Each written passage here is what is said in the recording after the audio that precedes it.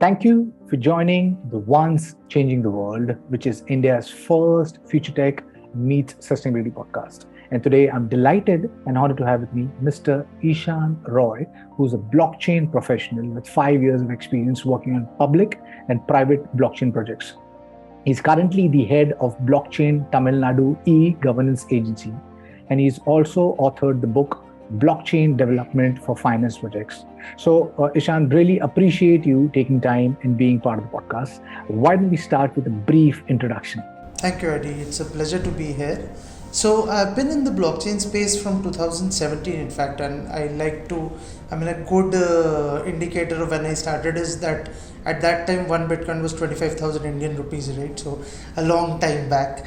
And I sort of stumbled into this technology. So I started as a management trainee at ICICI Bank after finishing my MBA and my previous technical pursuits. And I was drafted into the very new and very naive blockchain team at that time.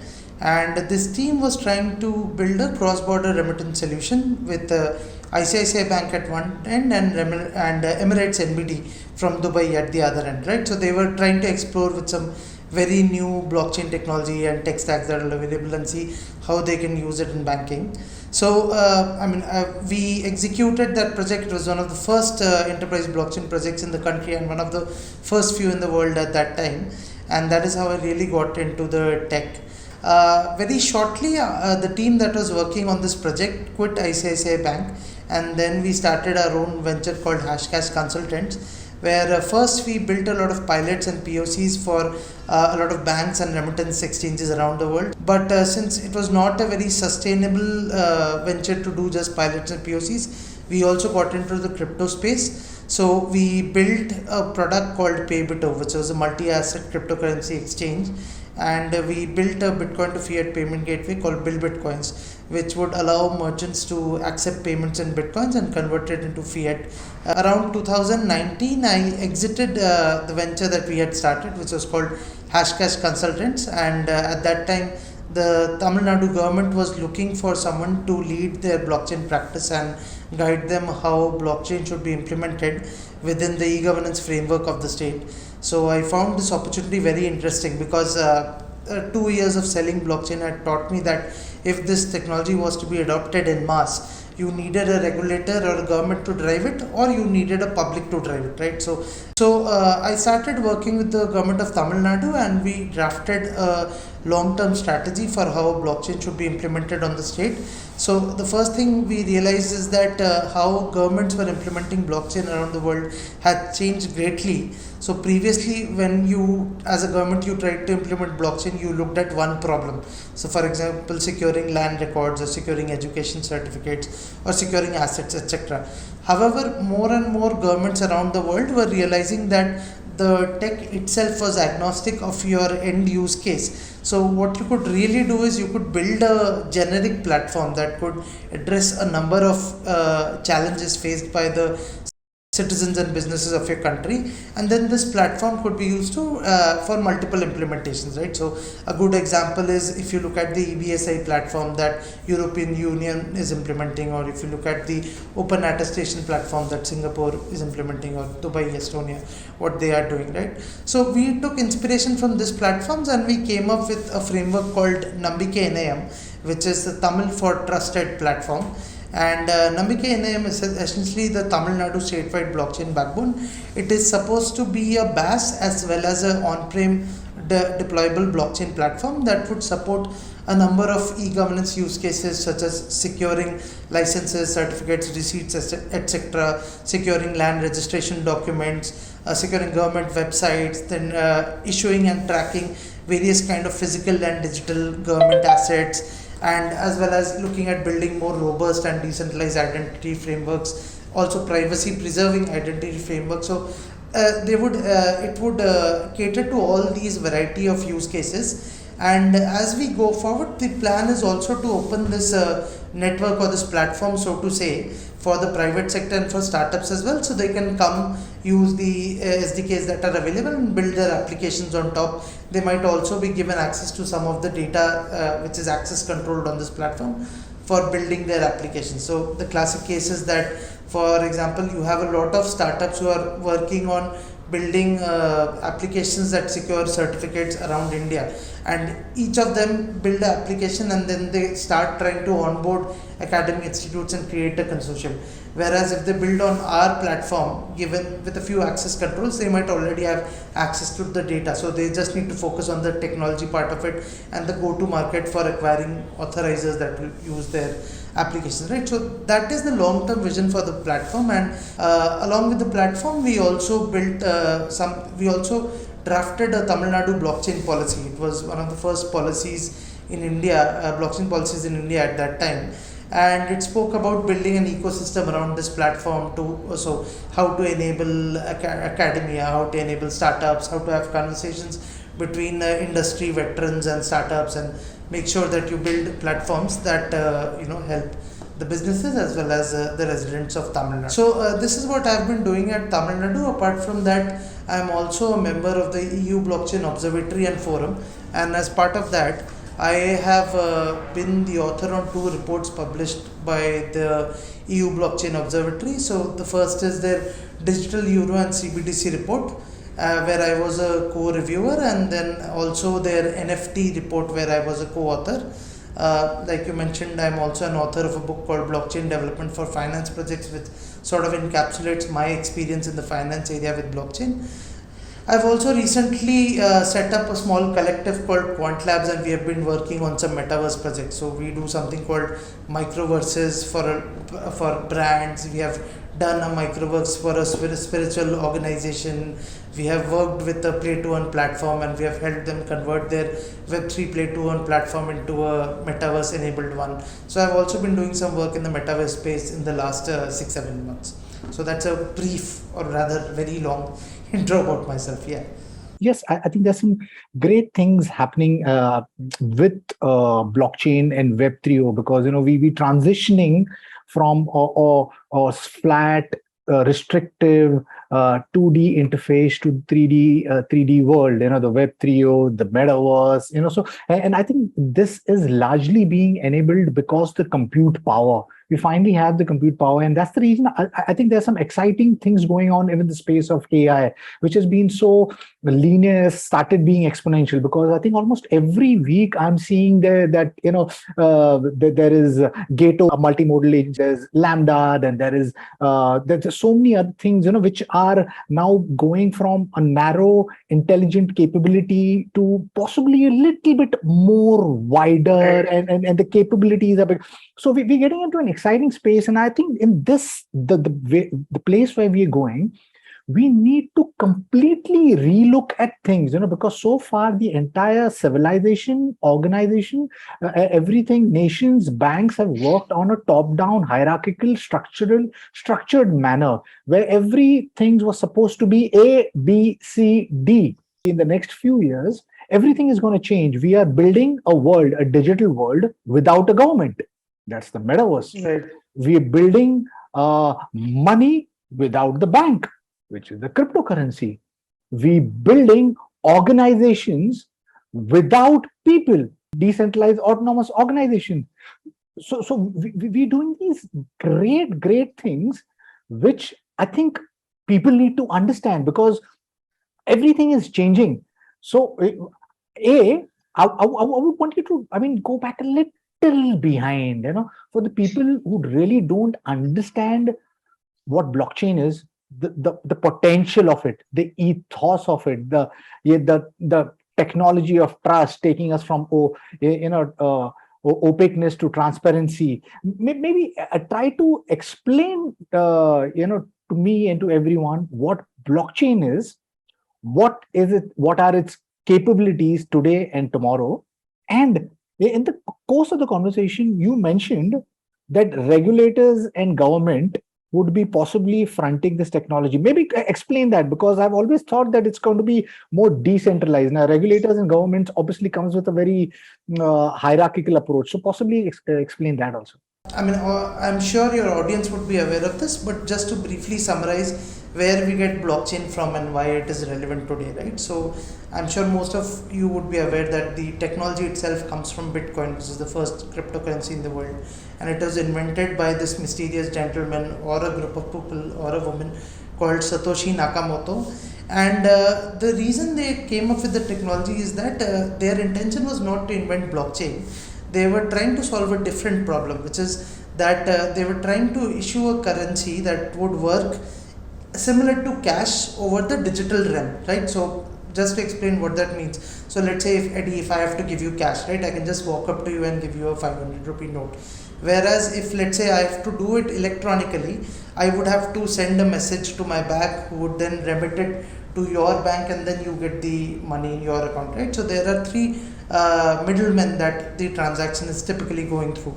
And after the subprime crisis in 2008, the people who were working on this project, they were sort of disillusioned with the banking system and the players who were running the system. So they wanted to build a digital currency that would reside and operate without requiring the help of these middlemen or these regulators. So one of the problems they ran into early on is that with hard cash or with cash printed on paper or nylon or cloth or whatever, or gold for that matter, it's much easier to transact, because once I give you the physical asset, I no longer have control of it, right? So if let's say I have 1 ounce of gold and I give it to you, then my net worth is less by 1 ounce of gold.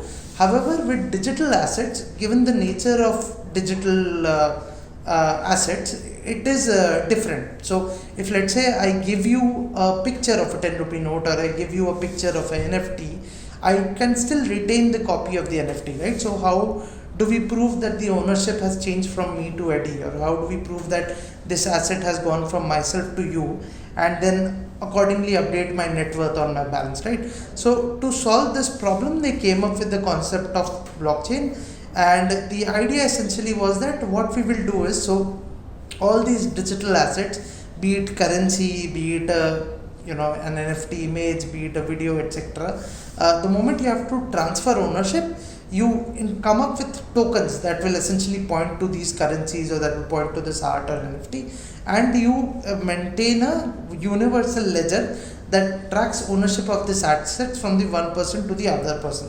So for example, if let's say there's a book over there whose ebook version I own, and Eddie paid me money for it and I transferred the book to Eddie, what would happen is there would be two transactions on this universal ledger. The first transaction would probably show that Eddie gave me 100 rupees for my ebook. The second transaction would show a different digital asset pointing to this ebook, which was transferred to Eddie, right? So this is different than what we would do previously, because previously if I had to do this digital transaction, there was no universal ledger that would exist, that would keep account of all the balances or the net worth or the assets that I own, which is now happening. Previously, I would need to rely on, let's say, some sort of a centralized authority that would keep ownership of my ebook, and once Eddie paid me the money using his bank, it would transfer the ebook from my e-library to Eddie's e-library, right? So the threat in that case is twofold. So one is obviously that if an arrangement like this is there, who is to say that the e-library that is transferring ownership from me to Eddie does not go rogue and run away with my book, right? Or it transfers the book from me to Eddie without me receiving the money, right? So you are depending on an authority, and that risk is always there. The second is obviously because they are providing a service, there's always a cost with respect to it. So I have to pay some subscription charge to this ebook library, and Eddie has to pay some transaction charge to his bank for this transaction to happen, pay like an annual cost, etc., right? So we are depending on this middleman that is there, and what blockchain is trying to do is eliminate all these middlemen that were running ledgers at their own side, with a universal ledger where everyone can come, post their data, do their transactions, and which is completely transparent and auditable. So that is the problem it is solving. It is giving a tangibility, let's say, or let's say it is giving a rareness to digital assets, which was not there till now, which was only true for physical assets, right? So that's the problem blockchain is solving. And now that initially obviously we started with currency, which is Bitcoin, but then this can be extended to anything that you could probably imagine. So some of the examples are that people are now trying to monetize health records using this data, right? So there's a company that is dealing with bio NFTs, and what they do is, let's say you give a sample of your blood and a sample of your spit, and some health data is generated from your records. It is stored in an NFT, and let's say there's some researcher who wants to access my data and use that in his research. I can just give him consent for a month, or I can give him consent for 2 months, and they can access that data in its research, and the ownership of that data remains with me, right? Anytime that data is required, they have to seek my consent, they have to compensate me. This is different from how such data would be shared previously. So when you would go to a hospital, or when you would go to a pathological center, typically without you realizing, you would end up signing away the rights to the health data generated from you, and a lot of these hospitals or pathological centers would sell this data or use it in research without taking explicit consent from you, right?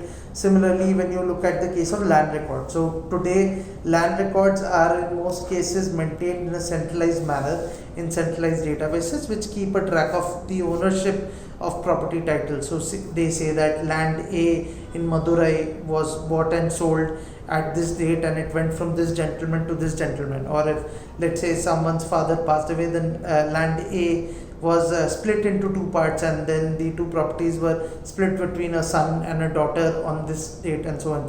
So that is a centralized record that exists in digital format mostly, even though there is a paper copy. And the risk there is, if there is a rogue employee or if a hacker is able to get access to this data, they can change the records very easily, and you would not have an audit trail, and there would be no way to maintain ownership if that primary record is changed, right? And obviously in cases like this, when you are entering the transactions, there is no record as such, so there is no ledger as such, it's just a database keeping records. So in this case, a lot of countries have explored using blockchain and the shared ledger for keeping a universal ledger of all the land titles that exist in a country. So for example, Georgia has tried it for land titles, Estonia has tried it, some Indian states, for example, us and Karnataka are now trying to do this with land titles, and see that if we can build a universal ledger for property records, so that data is immutable and secure going forward, and you have a proper trail of ownership going forward. So similar to this, a lot of other use cases also exist, and more or less every industry where you have a challenge with establishing a trusted platform for sharing data or exchanging data or keeping a trail of records across various organizations, blockchain has found is found to be a suitable tool. But very early on, when I was trying to sell blockchain technology to banks, something I realized is that a lot of banks and a lot of people that initially blockchain companies were trying to sell this technology to, they are the people who benefit from the inefficiencies in the system, right? Or they are the people who benefit from this being a fragmented or a centralized system.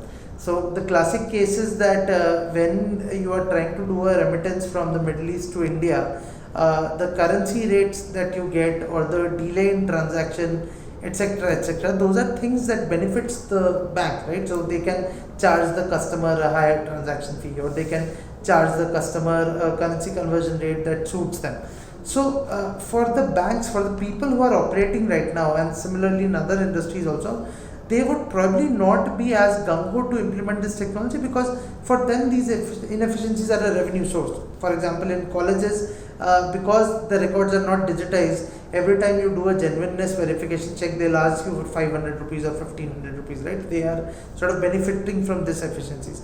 So for that reason, the best bet we have for this technology to be adopted in masses, for the regulators to push it, for two reasons. One is that broadly it can be said that the regulator would have the end user or the end customers benefit in their mind. So for example, when RBI or NPCI is pushing blockchain for their initiatives, right? So their objective is to make sure that the end user, the end beneficiary pays gets a good and a fair currency conversion rate, or does not have to pay a higher transaction charge for receiving a remittance in his account. and he receives it on time, right? Similarly, if you talk about in education, right? So if someone like AIEEE or some other education body pushes it, the interest that they would have is for the students, where they would say that students should not need to pay 1500 rupees for getting their certificates verified, right? So one is that the regulator or a governing entity would have that benefit of the citizen in their mind. Second is that for regulators and such entities right now, auditing these or regulating these decentralized entities that exist is quite a hassle. So it is a process where they have to go sit, do an audit on a monthly basis, get out all the records, check all their data, etc., etc., and obviously they end up spending a lot of time and money on it. So if you have a decentralized, if you have a ecosystem like this on the blockchain, where the regulator plays a role, they would have better visibility of the transactions, and thus their auditing time and effort is cut down significantly. So for them, it's a win-win situation. It benefits the end user as well as it benefits them. Obviously, there are cases where this might not be a great idea. Like I personally am not of the opinion that when you are doing CBDCs, you should implement it in a manner where the end citizen also loses his privacy, right? But when you're talking about enterprises which are already being regulated, or when you're talking about businesses which is already being regulated, having such a ecosystem makes sense, because that is something that is already happening. You're just making the regulation more efficient and making sure that the end customer is benefited. And to answer your question in terms of hierarchy, so maybe we will see a lot of these roles change. And obviously one of the scary things in blockchain about a lot of organizations implementing blockchain is that you have to give up some of your power for this technology to be implemented correctly. So for example, you also have to be auditable and transparent, right? You have to be, you cannot go back and change the record. So you have to give up your power for this ecosystem to be successful. So obviously it's a bit scary for regulators and other entities also to sign up for something like that, and maybe we will see their roles changing in the future. So maybe instead of a regulator, you would probably have an auditor in place. Yes, thank you, Ishan, for sharing the entire details. Now, yes, I mean, blockchain as a technology, you mentioned in the beginning of the conversation, it was created by a grouse, because of a grouse, or the disillusionment with money. And if you go to see, money itself through the ages has been printed, pegged to gold, but that kind of changed. Now governments print money on their whims and fancies. Now you mentioned, I mean, that blockchain as a technology is so powerful and so potent that the largest problem that it's solving is that it's going to take out the middlemen, the intermediaries. Now, there is not a single organization in the world which doesn't run with intermediaries. So that is something which boggles me. How on earth are we going to be ready for something like that? Because so far, whatever that we have built, because of a capitalistic functioning world, everything is top-down hierarchical with middlemen in the business. How does that pan out? Maybe is my first question.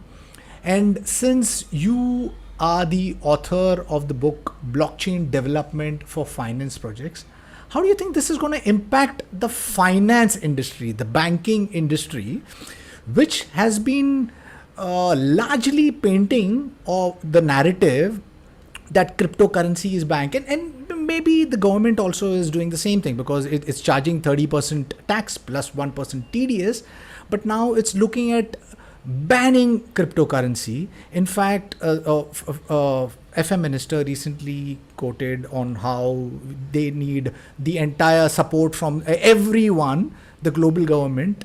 Is this a classic case of government panicking on where technology is going, or trying to build veils of false narratives, because money itself is the largest scam, because there is something called FinCEN files, which which details on all the top banks, SBI, ICICI, HSBC, to all the top banks in the industry, how they are involved in the largest scams in the world. Who's been funding fossil fuel, has been funding the drug industry, and I can go on, and I'm just going to leave the links behind. So, since you've written a book on blockchain development for finance projects, how is the banking industry being ready for something like this? So I will answer that question in three parts. So let me first take the government and crypto question. Then let me talk about the banks part, and then I'll talk about how middlemen and intermediaries and how they should change, right? So in terms of governments and cryptocurrency, so I can't really comment on the government's behalf because I'm really just a consultant who works with governments. But I genuinely believe in some cryptocurrencies or the cryptocurrency model and public blockchains to some extent. I feel where government sort of got scared and pulled the trigger early is that you had a lot of, and I'm sure you would agree with this, right? There are a lot of centralized organizations masquerading as decentralized organizations or crypto companies in the crypto world as well, and that is why we have so many failed exchanges where a lot of unsuspecting users have their money stuck. You have also had a lot of crypto projects who have managed to raise funds for dubious causes and claiming something and getting money for something else as well. So I am a big supporter of Vitalik, and I genuinely agree with Vitalik when he says that, see, we have to, as a crypto community, I consider myself a part of the crypto community as well, we have, as a crypto community member, have to call out the BS when we see it, right? Because unfortunately when you don't do that, you have the government getting scared and pulling the trigger early. So if you look at the statement, or even if you look at how the government is trying to implement taxation for crypto, they are looking at it purely as a security that is being traded, right? So what does your taxation principle for crypto say right now? So it says that what is the price you bought it at, what is the price you sold it at, what is the profit you made. If you had a loss, you can offset that, but if you made a profit, you pay 30% and 1% TDS on every transaction. Now you and me know that, for example, I am really bad at trading, right? So I very rarely trade cryptos. I just hold cryptos and use them for projects, right? And trading is just one use case for crypto. It's not a security.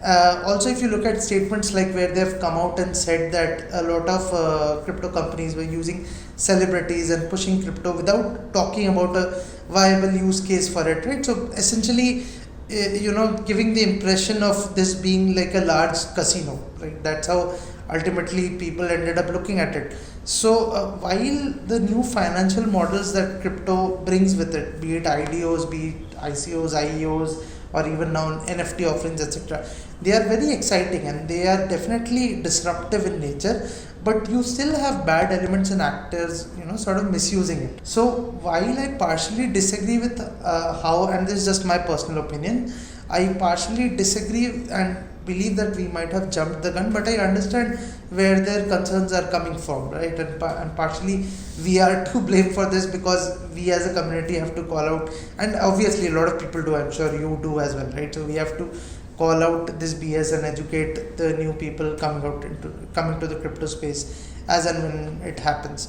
So that's my answer on the government and crypto thing.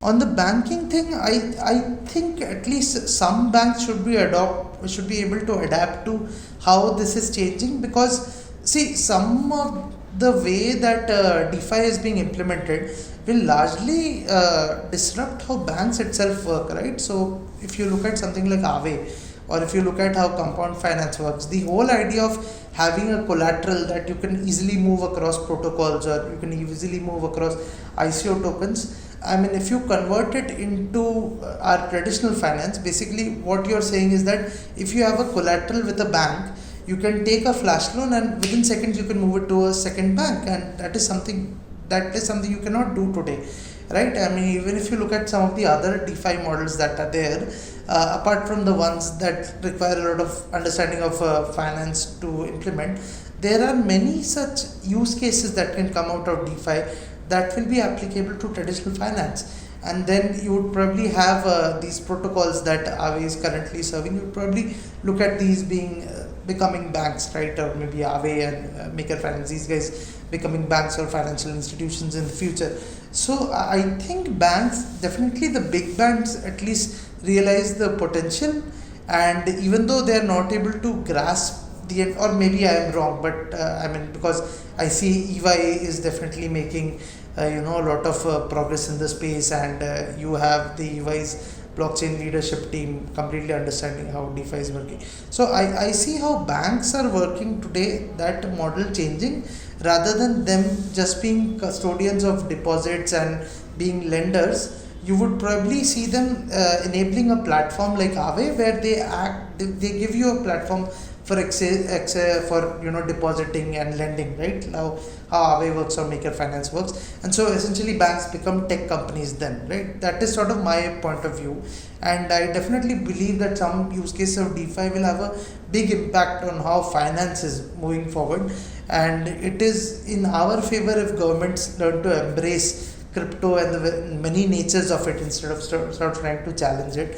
So, regarding intermediaries and middlemen in the Web3 space, I think what will happen is that we'll see a lot of service provider who get trusted, and them becoming the intermediaries. But given the model in which Web3 companies work, it will be much easier to switch between these intermediaries if, let's say, you're not happy with the service, which is something you cannot do right now, right? Because they own your data, and you're sort of centralized way to implementing products. So the best example is if you look at NFT marketplaces, right? So something like OpenSea, even though it has some elements that are Web 2, so it uses certain off-chain elements for storing NFT metadata, but it still allows you to list the NFT that was minted on Rarible or Foundation or any other marketplace, right? And same for the other NFT marketplaces also. So if, let's say, you're not happy with the OpenSea marketplace, or if you're not happy with the features on OpenSea, you can very easily switch to Rarible or something of the different ilk, right? So I think what will happen is you will have these companies that will be more reputed and trusted. But if, let's say, you are unhappy with the service, given the interoperability standards that have been laid down for blockchain and now for the metaverse, it will be much easier to switch between these intermediaries and middlemen, right? Because obviously we can never discount the role of intermediaries and middlemen. I'll give you an example. When I started working in blockchain, we would use an API, an SDK called Web3.js for writing our code, and it would be very complex and difficult. And now you have these blockchain as a service providers that run a node for you and give you these top layer that makes it much easier, like Moralis, Unmarshal, Infura, etc. Right? So it makes the job easier. These are essentially intermediaries, but you're not tied to them. So if my contract is deployed through Moralis, I can go to Infura and use it also. So I think that is the model we will see for middlemen and intermediaries, where you're not contained by an intermediary, you're not tied to them. You can easily switch between the various players, right? So yeah, that's just my thought. Yeah, I think that the world is changing, and Right. maybe the model itself will become more beneficial for the larger people rather than serving just a certain group, bunch of people or class of people. So yes, exciting space. Now you are the Right. head of Tamil Nadu Blockchain E-Governance, and you mentioned that you guys set up somewhere in 2020. Now it's 2022. So how's the policy implementation going on along, and what's the benefits that's being shown? So the policy itself came out in 2020, you're right, and we have started some implementation. So we have done some early sessions with academia and with the industry where some interesting points came up. So, for example, what should the syllabus for an engineering student look like in class 12th or in engineering or even other disciplines of education, so that they are able to be ready for this revolution that is coming or this change that is coming, right? So they think about applications or workflows differently. So this has been one of the questions that came up. There are other sessions. So, for example, We have tried to set up conversations between government departments and startups and private sector and startups so that they are able to understand each other, right? So generally, the problem with implementing blockchain with legacy institutions is that startups who understand blockchain lack the domain knowledge, and the people with the domain knowledge, which is the departments and private sector, sometimes may not be able to envision what disruption this technology can do because they're used to a certain way of doing business or they're used to a certain way of implementing these processes. So we have tried to have a few of these sessions very early on, and then we had to pause because after second session we had COVID happened, so we had to pause at that time. After that, we have been focusing largely on setting up the platform right now and enabling the sandbox on the platform. Reason being that we understand that when a sandbox is in place and people can come and build applications, the ecosystem will develop much faster around it, right? So because then they can ideate and build much faster. So our focus recently has been on implementing this platform, and through the platform, we are catering to 6 departments as of now and 6 e-governance use cases. So, for example, we are working with registration department. We are working with almost all government-funded academic institutes in Tamil Nadu. We are working with forest department to try some ESG use cases.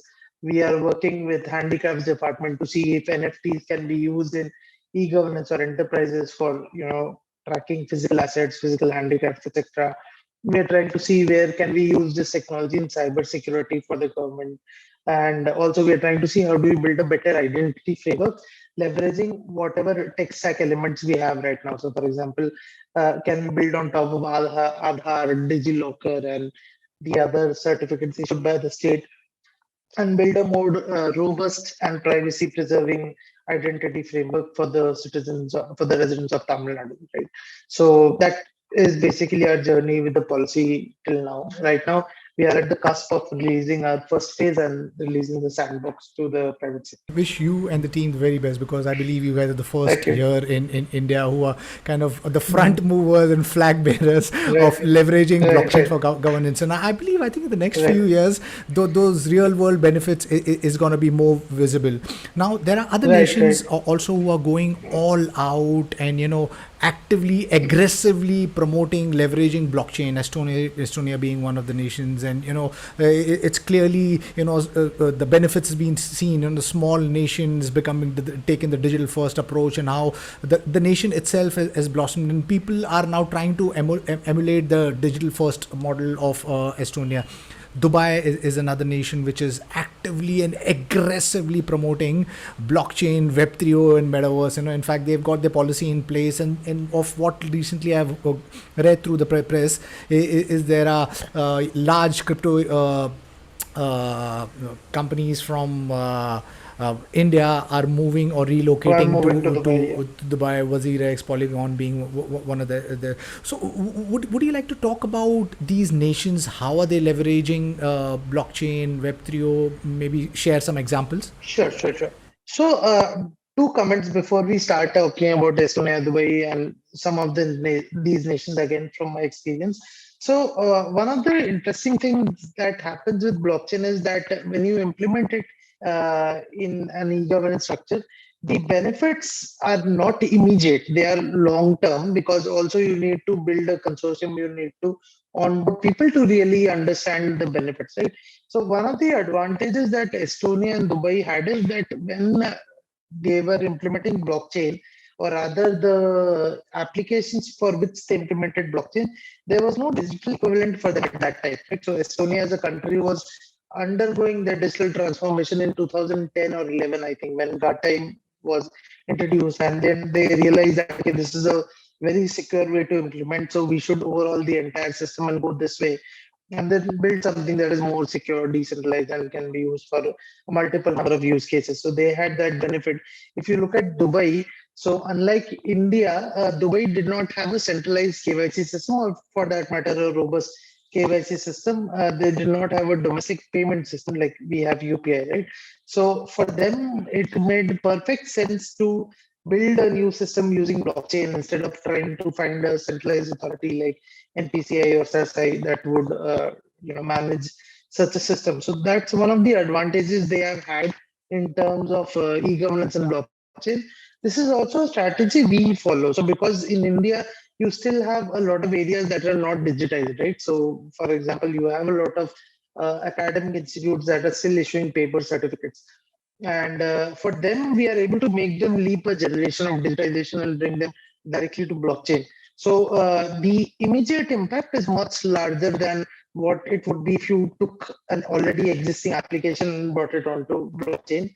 And obviously, the benefit is once you start building a system with organizations like this, which take generational leap, the other players also come and hook their legacy system to this platform, and then they also start to use this platform. So that's a good strategy for implementing blockchain within e-governance or supply chains, or generally speaking, right? In terms of crypto companies moving to Dubai, I mean, I really can't comment on that, but I completely understand and sympathize with them, is all I can say. And yeah, I think that's a genuine fear because if you look at how India has been implementing Web3, right? So unlike other emerging technologies like AI drones or social media platforms, e-commerce when they were booming, we have never had the lead, so to say. Whereas, I mean, this is just my personal opinion, but with Web3 and blockchain, India is actually one of the powerhouses when it comes to Web3 and blockchain. And unfortunately, due to policy decisions, if we see such startups and companies moving away from India, it could be detrimental to the country. I mean, and it's such a proud thing to know that the country is sort of leading in a space of tech, right? Something that we have never done probably. So yeah, I think that's that might be something that's negative, and I completely understand where they're coming. So yes, I Yeah, think these technologies, I mean, it's so potential, and I think the nations need to understand how to leverage it, and that's the only way you'll gain the first movers advantage, and not just, I mean, everybody will benefit because these technologies stands to completely change how we do business, and even consumers can benefit from them. So I'm really excited for this, and I hope that there's more nations, more organizations, banking industry, all trying to leverage this. And I think you mentioned about that, these benefits of blockchain in crypto. Maybe it's not a short term thing. It's not immediate benefit. You need longer horizon. I think we as a people, we as a government need to give these technologies a little bit time. We are over expecting out of it. When right. phones happened like 30 years back, nobody wanted it because it was bulky, it was expensive. But look at it today, we cannot do without it. It's a computer in a pocket. So I'm not saying Right. cryptocurrency is perfect, I'm not saying blockchain is perfect, I'm not saying web3 is perfect, but I'm saying that it's time that we give these new technologies time, and so Right. that help it bloom into something which can be beneficial for everyone. Because so far all the way that we've lived, and our technology stack has something which is benefited only that maybe 2% or 3% of the population. I hope that Right. conversation changes. Now, you mentioned in the course of conversation that you've done the report for digital euro and the CBDC report, and also Right. the NFT report. Would you like Right. to talk about that? And while you are at it, maybe Sure. address India's digital report, digital rupee also, and how it's going to help. Sure. Yeah. So, in terms of the reports, unfortunately, in the blockchain space, anything you publish becomes outdated by the time it comes out. But what? So the digital euro and CBDC report, it talks about different approaches or different models to building a CBDC for a country or for an economic zone in EU's case. And it talks about what can be the different model, right? So, for example, do you have a retail CBDC or a wholesale CBDC? So, wholesale CBDC is one where the crypto CBDC in essence is printed, quote unquote, printed by a central bank, and then the bank itself continue to operate with traditional money and traditional finance like they have been doing till now. Only the reconciliation and the payments between the central bank and the bank happens to wholesale CBDCs. The other model it talks about is using retail CBDCs, where the CBDC that is created by the central bank is used by the banks as well as the other end users as well, right? So it's like using hard cash, where you use cash printed by the central bank, and the bank just acts as depositors for this money. And then there's a third model, which probably may or may not work, where each bank sort of issues its own crypto for its own ecosystem, which is probably not very scalable. And then that report essentially analyzes that what are the compliance challenges and what are the other implementation challenges. So, for example, if you issue digital euro as a CBDC, do you want to track the non-euro citizens who are holding this asset, right? And if you want to track that, do you want to limit how much of the asset they will hold? So there are a lot of privacy concerns and there's a lot of compliance concerns, right? So are there any privacy violations that a CBDC would do, which is actually one of the large concerns about a CBDC. I mean, if you have a centralized entity printing money and they have visibility of the entire ledger, and if you have actual identities issued to these accounts that are receiving money, you at any point of time would know how much they hold, how much they are transacting, who they are transacting with, etc. So while from a regulation and security point of view, it is great, from a privacy point of view, it is bad, right? So the entire report talks about these models, talks about what the challenges are, and it's just a it's just an overview of saying that these are the things that need to be addressed, and then we need to derive a better model out of it. So it's essentially a market to watch sort of report where it says that what are the challenges and models, right? So that's the first one. The NFT report is again an interesting one, but again, it was outdated by the time it came out because the NFT market was moving so fast. So the portion I contributed talked about security, scalability, and adoption challenges. So it talked about things like some of the recent security threats that we have seen due to NFTs, right? So if you are aware of sleep minting, where someone had minted an NFT to people who sold the 6-9 million NFT without him knowing, and then sold it.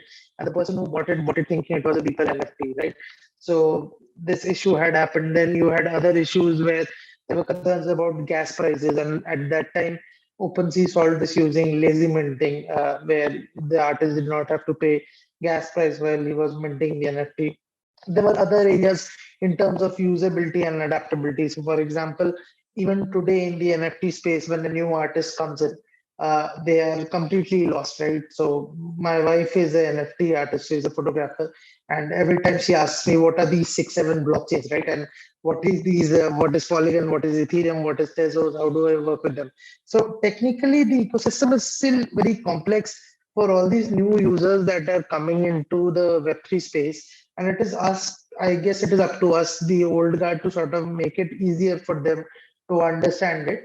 Because while before the advent of NFTs, I think the main people who have been dealing with these blockchains have been developers and people who have some technical inclination, right? So they're able to interpret what is happening to some extent.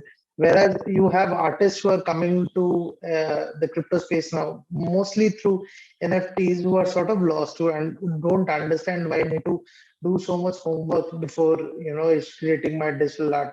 So it talks a little bit about what can be done and to make it easier for artists. And there's also an interesting case study about this woman in Paris who essentially runs this Zoom class to train artists how to create a MetaMask wallet, how to make etc. So my section in the report essentially observes that what security challenges have happened till now and how they can be solved. It talks a little bit about educating people who are coming to the NFT space and adapting the existing NFT DApps for these new users. It talks about what is the road ahead and what do we see happening with NFTs, right? So when do phygital NFTs become the norm? So it talks about those areas. That was my contribution to the report. Yeah. Lovely. Ishan, thank you for taking time and being part of the podcast. I think I need a 5-hour episode with you, not a 1-hour episode, because there's so much talk and dig deep into. So we wish you the very best. I think you are on a journey on to creating something really cool, breaking the paradigms, and wish you and the government of Tamil Nadu the very best. My last question to you, because there are a lot of people, enterprise, there are a lot of consumers who are taking a wait and watch approach. Could you paint a picture of what the world would look like, or India would look like in 10 years, if we take the approach of, understanding, implementing, learning blockchain, both for enterprise and consumers, so paint a picture of what India would look like in 10 years, so that those guys who are taking a wait and what approach can jump dive and get into it. I think that's very difficult to estimate, mostly because you can never sort of predict the impact of such a technology on on the larger mass. But even if you look at the last 5 years, right? So if you look at 2015, when virtually 2017, sorry, when people were talking about Bitcoin and only some fin wizards knew about Bitcoin and some developers knew about it, and there was this very shady looking website called Zeppay where you could buy Bitcoins. And compare that to today, right, where everyone knows what Bitcoin, Ethereum is, everyone is talking about NFTs, and there are firms that are exploring metaverses, and we are now talking about decentralized metaverses, right? And I think metaverses will play an important role in Web3, because so metaverse, I think, will become an integral part of the Web3 stack going forward, where you would not just be looking at these apps like MetaMask for authentication and signing of transactions and interacting with DApps.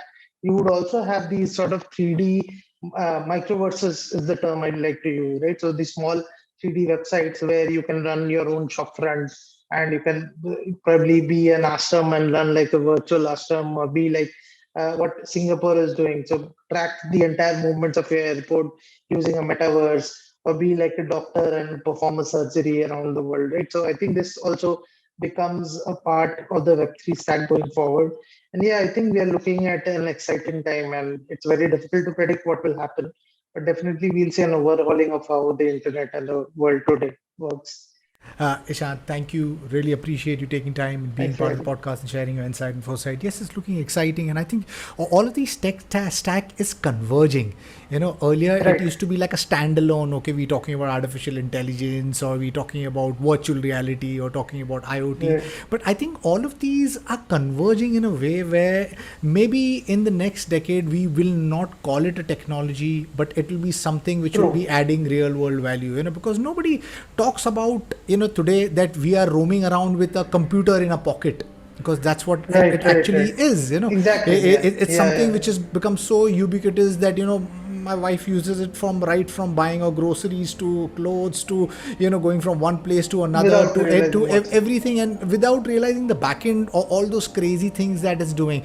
So hopefully, in the next possibly 10 decades, in a decade, the entire, I think 5 years is probably I hope so. Probably I hope that in the next 5 years, the India starts changing, and we start seeing real social and economical benefits of these converging technologies. And that's the reason I do this, so more people get to know the benefits of this technology, and rather than taking the wait and watch approach, start getting into it, start learning, getting their hands dirty, and understanding the language of the future. Because I believe that in the next 5 to 10 years, the language that we're speaking, English, is going to change to the language of technology. And the more we start using the language of technology, we'll be able to create preferred futures. And that's what I'm excited about. And that's the reason I do this podcast. So really appreciate you taking time to be part of the podcast. And to my listeners, if you like what you see and hear, then please press the subscribe button. Until next time, see you guys. Bye-bye. Thank you. Thank you, Ishan. Really appreciate it. Thank you, Eddie. Thank you.